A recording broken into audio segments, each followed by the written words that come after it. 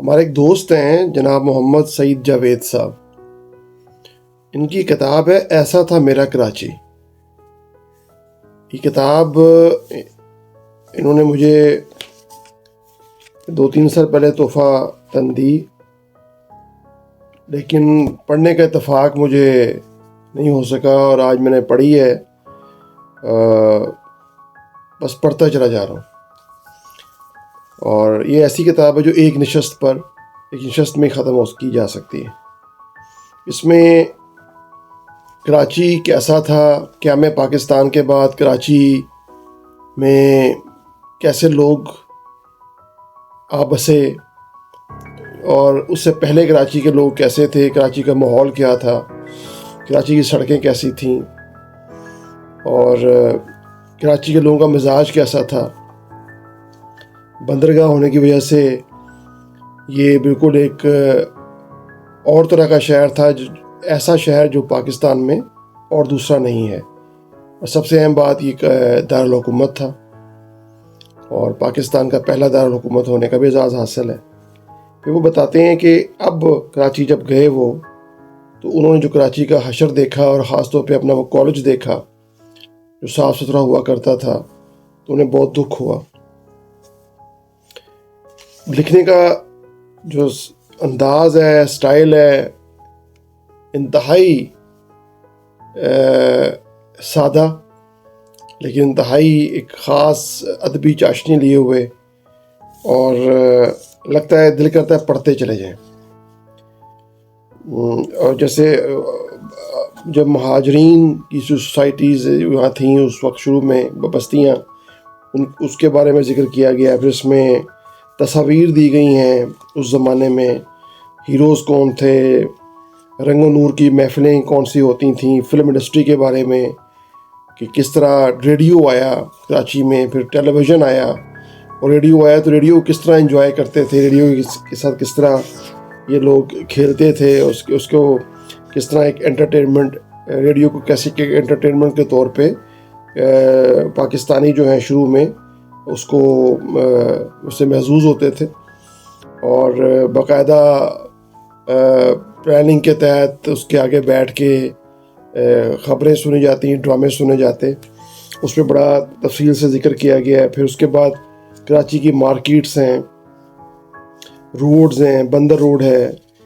اس کے بعد پھر اس میں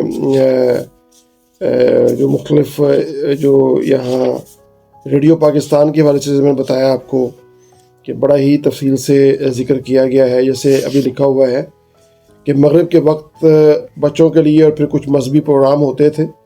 رات 8 بجے پہلے انگریزی میں اور پھر اردو میں خبریں ہوتی تھیں.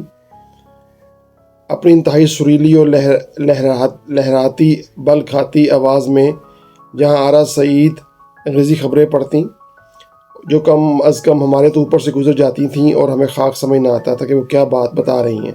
تب آپس کی بات ہے کہ ان کی ادائیگی بہت پیاری تھی اور دل کو بہت بھاتی تھی. انیتا غلام علی بھی انگریزی کی نیوز کاسٹر تھیں، بڑے ہی سپاٹ لہجے میں مگر بہترین انداز میں جلدی خبریں سنا کر چلی جاتی تھیں. تو اس طرح وہ لکھتے ہیں کہ ریڈیو سننے کا اصل مزہ تو 9 بجے کے بعد ہی آیا کرتا، جب خاندان کے تمام افراد کام کاج سے فارغ ہو کے ریڈیو کے آس پاس بیٹھ جاتے. اور تب ریڈیو کی تاریخ کا سب سے شاندار ہفتہ وار پروگرام اسٹوڈیو نمبر 9 جو ہے وہ شروع ہوا کرتا تھا، جس میں ریڈیو کے بڑے بڑے فنکار اپنے فن کا جادو جگایا کرتے، اور اس میں اپنے دور کے بہترین مقامی اور دوسری زبانوں سے اخذ کیے ہوئے ڈرامے نشر کیے جاتے تھے، جس میں وہ سب ہی اپنے جو فنکار تھے اپنی آوازوں کو جادو جگاتے تھے. یہی وہ نام ہے جو آگے چل کے پاکستان فلم انڈسٹری اور ٹیلی ویژن کے بہترین سرمایہ بنے. ان میں کچھ لوگ ایس ایم سلیم ہیں، طلعت صاحب ہیں، طلعت حسین صاحب، قاضی واجد صاحب، محمود علی صاحب، ذہین طاہرہ، ظہور احمد، جمشید انصاری، شکیل احمد، نیلوفر علیم، محمد علی، سنتوش، عشرت ہاشمی اور منی باجی کو کون بھول سکتا ہے. اسی طرح آپ دیکھیں آگے بڑھتے ہیں ٹیلی ویژن نے کیسے جگہ لی، فلم کا کیا رول تھا، کس طرح فلمی صنعت میں کراچی کی جو فلمی صنعت ہے اس نے کتنے بڑے بڑے نام دیے پاکستانی فلم انڈسٹری کو پھر ان کو لاہور آنا پڑا. کراچی کی میں ظاہر آبویس ہے کہ اتنا زیادہ نہیں تھا انتظام. پاکستان میں فلموں کا سنائی دور 50 سے 70 کے درمیان تھا. اس وقت سنیما دیکھنا ایک معاشرتی اور ثقافتی ضرورت بن گیا تھا. تقریباً سبھی فلموں کے دیوانے ہوا کرتے تھے. مطلب دیکھیں کتنا خوبصورت انداز ہے. اور پھر قائد کے مزار کے بارے میں بات کرتے ہیں. قائد کے مزار سے ذرا پہلے ایک اور سڑک بائیں طرف کو نکلتی جس پہ آگے چل کے نہ صرف کراچی بلکہ پاکستان کا جانا پہچانا نشتر پارک تھا جو اپنے سیاسی اور مذہبی جلسوں کے لیے مشہور تھا. اس کے علاوہ محرم کا مرکزی جلوس بھی یہیں سے بن کے نکلتا تھا. جب یہ سب کچھ نہ ہوتا تو یہ کرکٹ دوسرے کھیلوں کے میچز ہوتے. تو اسی طرح کچھ اور آگے چلتے جاتے تھے تو نمائش اور قائد اعظم کا مزار گزرنے کے بعد گرو مندر کا چوک آتا تھا. پیچھے سے اچھا خاصا جہانگیر روڈ کہلاتا چلا آ رہا تھا. یہاں آتے ہی اب ایک دم اپنے آپ کو بندر روڈ کے نمائیں لگتا تھا. کیا خوبصورت انداز ہے. اور پھر لالو کھیت ہے, گولی مار, ناظم آباد, پھر مزار قائد کی تفصیلات ہیں اور مزار کیسے بنا, کیا ہوا, پرانی نمائش. اس کے بعد آپ دیکھیں بندو خان کبابیہ, اس کی تفصیلات ہیں. اور برنس روڈ ہے, فوڈ سٹریٹ ہے, کیماڑی ہے. اور بشیر ساربان کے بارے میں بڑی تفصیل سے بتایا گیا کس طرح جب وہ 61 میں اور صدر جانسن نے آنا تھا, بی جانسن جو امریکہ کے نائب صدر تھے, تو وہ اپنی بیگم کے ساتھ آ رہے تھے کراچی میں. تو سب کو کہا گیا تھا پروٹوکول کے تحت کہ یہاں کوئی نہ آئے. لیکن جو بشیر تھا وہ اپنے اونٹ گاڑی سمیت آگے چلا آیا. تو سیکیورٹی نے آگے ہٹانے کی کوشش کی لیکن جانسن صاحب نے بڑی گرمجوشی سے اس کو ہاتھ میں لایا اور امریکہ وزٹ کی دعوت دی. پھر وہ امریکہ وزٹ کیا اس نے اور وائٹ ہاؤس میں وہ مہمان رہا. اور اس وقت کا جو مشہور صدر تھے امریکہ کے وہ جان ایف کینیڈی تھے.